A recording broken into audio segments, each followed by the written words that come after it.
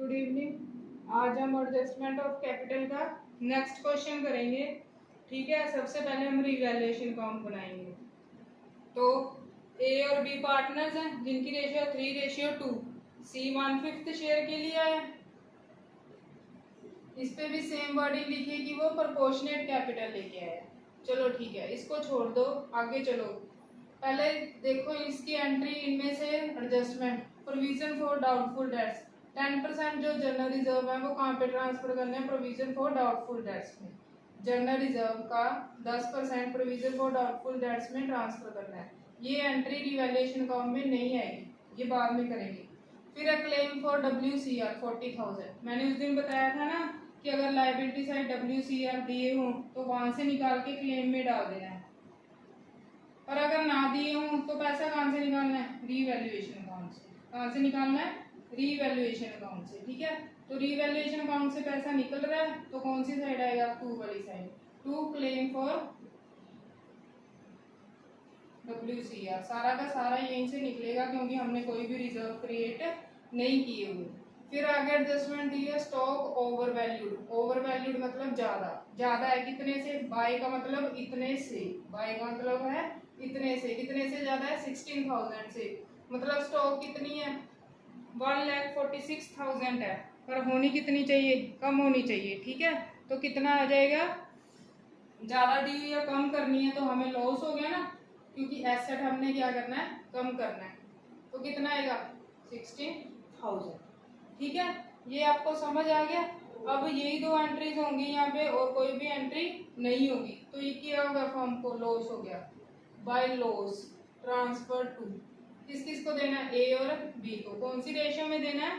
3:2 में देना है। तो ए को कितना आएगा? 33,600। कितना आएगा? 33,600। और बी को कितना आएगा? 22,400। ये हमारा था रिवैल्यूएशन अकाउंट। अब मेन पार्टनर्स कैपिटल अकाउंट है जो हमने देखना है कि वो कैसे बनेगा।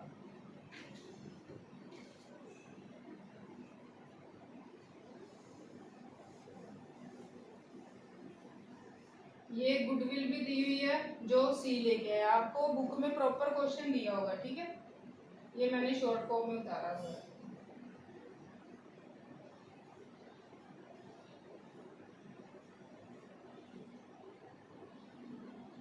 सबसे पहले कैपिटल बाय बैलेंस BD कितनी दी हुई है? ए की 160, बी की 140। ठीक है, उसके बाद हमने बांटने हैं जनरल रिजर्व। जनरल रिजर्व कितने बांटेंगे? देखो 50,000 दिए हुए हैं, पर सारे बांटेंगे? नहीं बांटेंगे, क्योंकि इसका 10% तो कहाँ पे ट्रांसफर कर देने हैं? 50,000 का 10% 5,000 प्रोविजन में ट्रांसफर कर देने हैं। सिर्फ कितने बांटेंगे? 45,000। तो कौन सी रेशियो में बांटेंगे? ओल्ड रेशियो में। तो ए को कितने आएंगे? 27,000 और इसको कितने आएंगे? 18,000। ये भी बांट दिए। इनको तो कुछ करना नहीं, ना ही ये बांटने होते हैं। ठीक है, फिर गुडविल लेके आए 80,000, उसको सैक्रिफाइसिंग रेशियो में बांट देंगे। ये आपकी इक्वल आएगी जब आप निकालोगे 40,000 और 40,000। ठीक है, इतना हो गया। फिर रिवैल्यूएशन का लॉस हुआ था तो डेबिट साइड आएगा।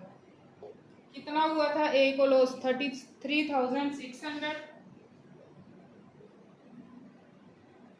और बी को हुआ था 22,400। ये होगी। अब एडजस्टेड कैपिटल निकाल लो ए और बी की। देखो कितनी आएगी? 1,60,000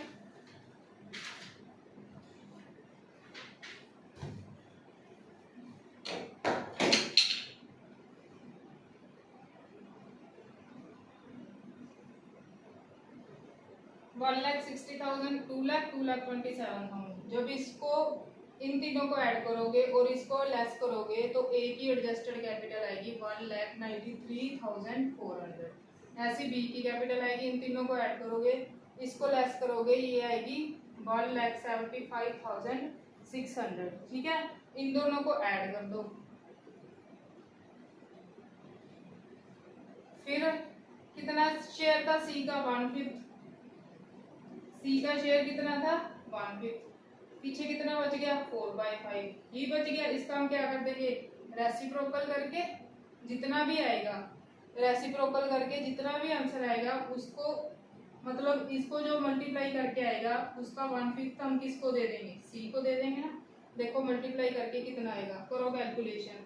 तो जब इसका मल्टीप्लाई करोगे जो भी आंसर आएगा उसका 1/5 कर दोगे, तो इसके साथ ही हम 1/5 लिख लेते हैं ताकि हमें कैलकुलेशन इजी हो जाए, ठीक है।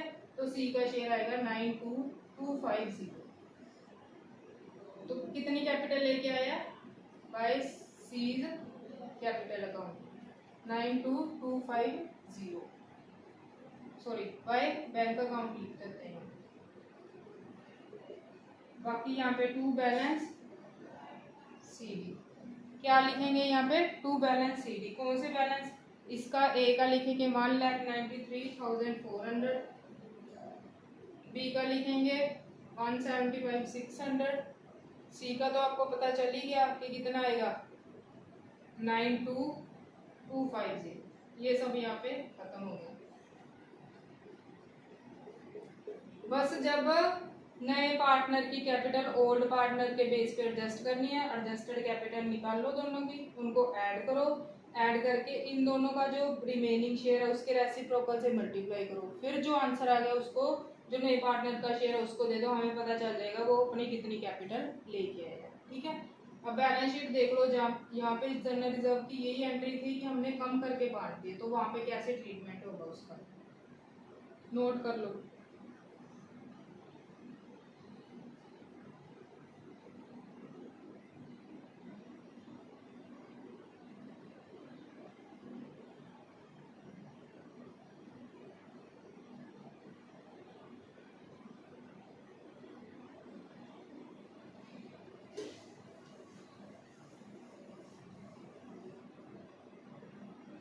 बैलेंस शीट देख लो, क्रेडिटर्स की कोई एंट्री नहीं थी, एज इट इज आ जाएंगे 80,000।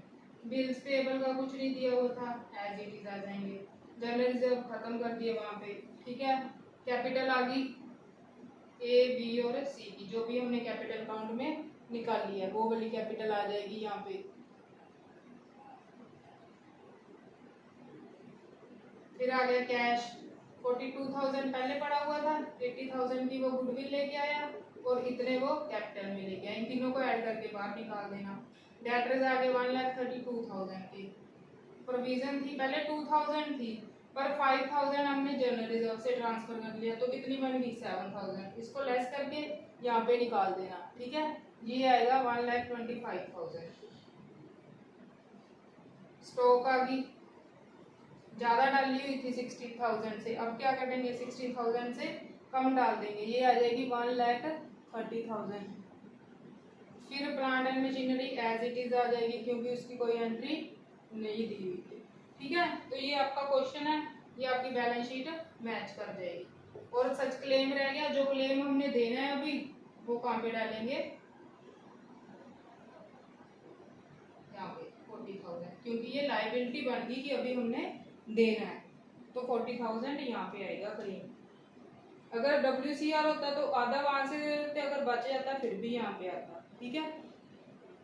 Thank you. ये देख लो, ये आपका क्वेश्चन था। नेक्स्ट वीडियो में हम नेक्स्ट चैप्टर स्टार्ट करेंगे, एक आधी इसकी और इलस्ट्रेशंस करेंगे। Thank you.